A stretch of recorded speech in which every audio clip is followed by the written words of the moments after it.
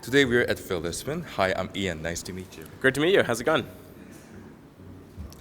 There were a lot of events that happened during the Phil Lisbon. Like, how was it overall? It was amazing. There were lots of different summits, different technical summits like Computer over Data Summit and Retrieval Markets and FEM Hackathon and IPFS Camp and the Phil Lisbon main stage, which is really, really great.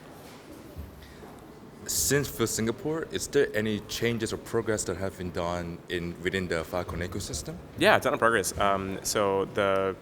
What I'm most excited about is the launch of the FEM tester program. So that is there's a lot more projects being built on top of FEM that are building towards the mainnet release, and that's been really great.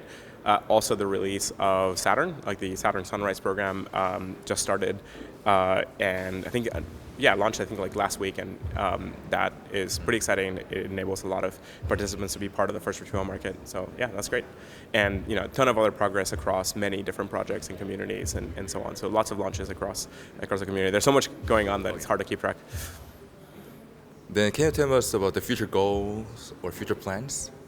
Yeah, so 2023 is going to be a year very focused on scaling data onboarding and bringing computation to the network.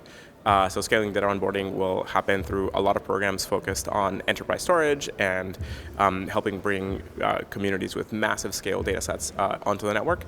So doubling down on all the stuff that's working now and scaling it, and leaning on economic primitives like negatively priced storage and all that kind of stuff.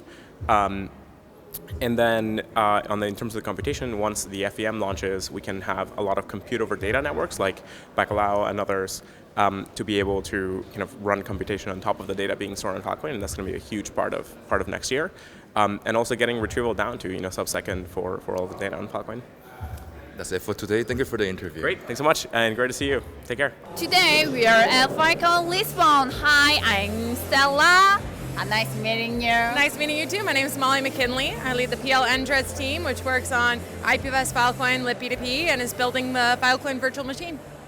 We met Filecoin Singapore. Yes, it was an amazing event. It was so fun to get to meet you and get to meet your community, and also the whole Singapore group just really put out the energy. It was really fun.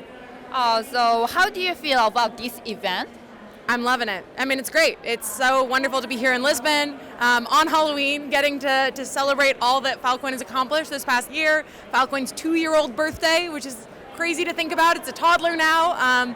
And also getting to co-locate with our friends from IPFS Camp, from the PL Summit, PL Lab Week. It's been an amazing time. It's 2 years. Yeah. Since Fi Singapore, how is that going? It's been amazing. Phil Singapore was only a month and a half ago, barely any time at all, but we've already seen the amount of data stored in Filecoin increase dramatically. We're now over 280 petabytes of data stored in the network, which is insane. There's a ton of awesome new data storers coming. We launched the first alpha of the Filecoin retrieval market, Saturn, and so that's up and running. I hear they've already doubled the number of nodes in the network, so they went from 50 nodes that were participating in an early private alpha to now over 100 that are running in the Saturn retrieval market. Filecoin Virtual Machine has a ton of new capabilities. You can now use Hard Hat, Remix, MetaMask with the Wallaby FEM testnet. I could just keep listing things. It's amazing to see the amount of new capabilities and new alphas that are getting launched here in Lisbon. It's great. Also great. What's the goal? In general, I want to make Filecoin an amazing decentralized storage network that powers, resilient information for all of humanity and makes it useful and accessible to everyone. And so, a lot of that is making sure we onboard really useful information, that we make it accessible, that we make the capabilities of Filecoin upgradable permissionlessly across, all of the new FVM smart contracts that are getting shipped. And then we also start making it computable, so you can run web scale applications and machine learning and data pipelines and all sorts of great stuff over the data stored in Filecoin. So I want to make that a thriving and useful product, but also to make it a robust foundation for humanities information more broadly, so we can depend upon an internet that is scaling, where the new breakthroughs that we are doing tomorrow can have a better foundation for our information today. Okay, thank you. Thank you for joining us. Thank you. You're Thank you so so much. cute. Today we are at Phil Lisbon. Hi, I'm Ian. Nice to meet you. Good to see you again, Ian. This is Stefan from Protocol Labs. How do you feel about Phil Lisbon? Great, awesome city, and a lot of new announcements that we've made this week. It's really excited.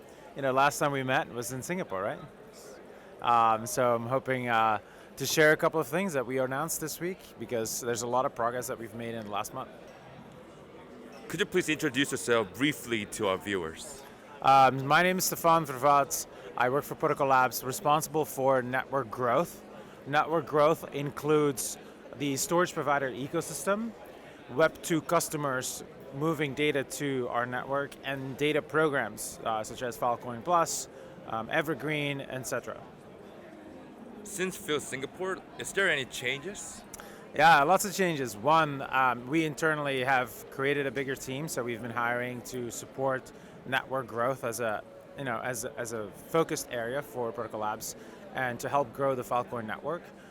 Two, we actually announced a couple of really cool things. One being the Decentralized Storage Alliance. So I've been working with AMD, Seagate, Ernst & Young in the last 10 months, and that collaboration has been ongoing in the background to improve efficiencies for sealing, but also reduce costs and get the technology, basically the new technologies from these vendors to our storage provider ecosystem.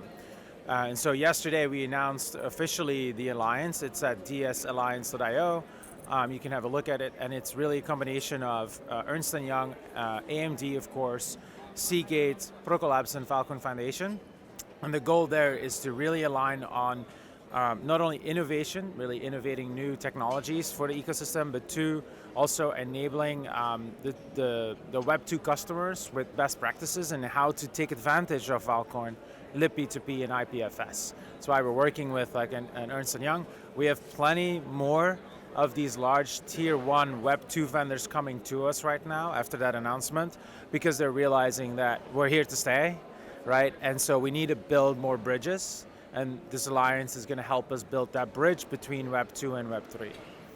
A second big announcement is we announced another large customer, Atlas CERN.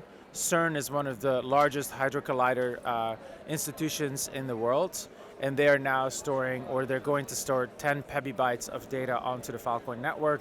Again, another example of how researchers are taking advantage of the Filecoin network. Because as a researcher, when you're storing this massive amounts of data and you want to do research, you want to spend as much of your budget as possible to compute, so you can actually find insights and find new, discoveries basically, right, for your paper.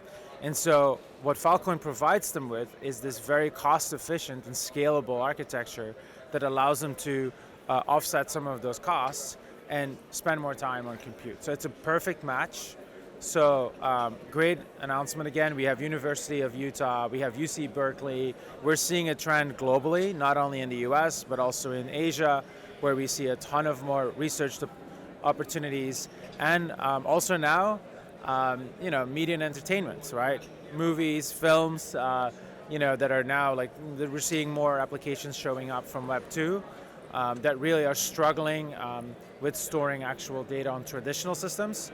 A third one is probably, video data, like smart cities. So we're seeing some initial smart cities coming up that are interested in looking at using Filecoin, but not just Filecoin, but also this week we announced Saturn. Saturn is our, first, retrieval node, our retrieval solution. So basically a content delivery network is going to be able to be built on top of Saturn.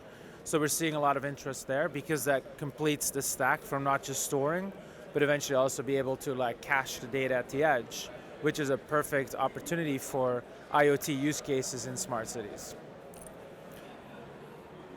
Lots of answers, right? Sorry, that was a long answer for you. Then can you specify what is DS Alliance once again? Oh yeah, so DS Alliance is a decentralized storage alliance. And so the reason why we put this alliance together is because we needed an alliance that would really bridge the Web 2 world with Web 3, because we're currently in a position where we're seeing a ton of growth, right, in Web 3. You know, native Web 3 developers, builders love our product. And so we need to get this product to the masses. And so we need to bridge and bring those Web 2 native institutions, but also enterprises eventually, to Web 3. And so that is going to require, one, awareness, meaning really like demonstrating Filecoin to that ecosystem. Two is going to be enablement or training, really like showcasing them, like here is how it's done, right? This is how you set up a Filecoin system. This is how you move data into the cloud. So it's going to be a combination of building reference architectures, building best practices, and then demonstrating on how to implement this on new technologies. That's why we were so excited that AMD, Seagate, and Ernst & Young are the first founding members with us starting it, and they're running Filecoin systems in their labs. They're testing it because they're all very aligned with the future of Web3, and so they want to be ahead of the curve, and they want to give our ecosystem the best technologies. Now, the alliance is just the beginning. There's a lot of storage providers and also Web2 customers that have asked us, where do I start, right? And so it's a combination of not just our reference architectures, but also maybe it's templates on how to create your master service agreements. Basically it's more than just technology. It's also like the business side. How do I actually start to do business in this Web2 world with Web3 technology? So it's a beginning of what we believe is a long-term engagement, because we are taking a page out of the book from the Ethereum Enterprise Alliance, and they've demonstrated to be successful. I mean, they've implemented this in a very successful way. So we want to take the same approach. Yesterday on your presentation, you said that there are many current SPs that are actually participating on the Filecoin Foundation and Protocol Labs. Then, do you aware of that? And also, like, how can they get aids or kind of help from the Filecoin Foundation? Yeah, I think it's a good question. So since the first time we went to Korea, which was amazing, we actually then went to Singapore, and we saw a ton of Korean SPs joining us in Singapore as well. We had more conversations, and also we built better connections, meaning connections between European, US, and Korean SPs. And I would encourage the Korean SPs to continue to participate in our events, but not only that, go to some of our platforms that we are building to connect storage providers worldwide, right? So Big Data Exchange is one of them that's successfully demonstrated a way to connect data with storage providers that are currently looking on how to store data. Second is the Project Moon Landing. So we have Project Moon Landing that we kind of initiated. Actually, the first time we kind of presented it to the community was in Korea. And so what we realized is that we need to spend more time in translating our projects, our landing pages into Korean language. And so we've been working in the background with some storage providers to help us build that content and translate that content, because we realize that it's a combination of not translating all the content that we have in Korean, and also making sure that there's an end-to-end relationship right across the globe. So go to Project Moon Landing, go to Evergreen, which also allows you to take deals. Because right now our focus is predominantly to help our ecosystem in storing deals. And so there's a lot of deals out there, meaning data that you can actually take advantage of, because with Filecoin Plus, every storage provider that is applying for Filecoin Plus or customer has to work with 4 other storage providers and create 4 other copies around the world. And so you have to build the connections.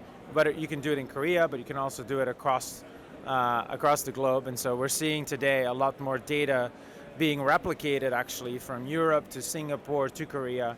and that's really exciting. So we're seeing some early signs of storage providers starting to take more deals. And that's our goal for next year. By the way, we set a goal for next year. If you look at how much data we're uploading today, we're uploading around 3 petabytes or more sometimes of data onto the network, so data deals. We want to get that to 10 petabytes in next year, and we want the total data stored on the network to be 2 exabytes. So today we're around 280 petabytes. Basically, we want to multiply that by 10 by the end of next year. And we think that's very feasible, but we need everyone's help to come do that. That's it for the interview. Thank you for joining us. Thank you.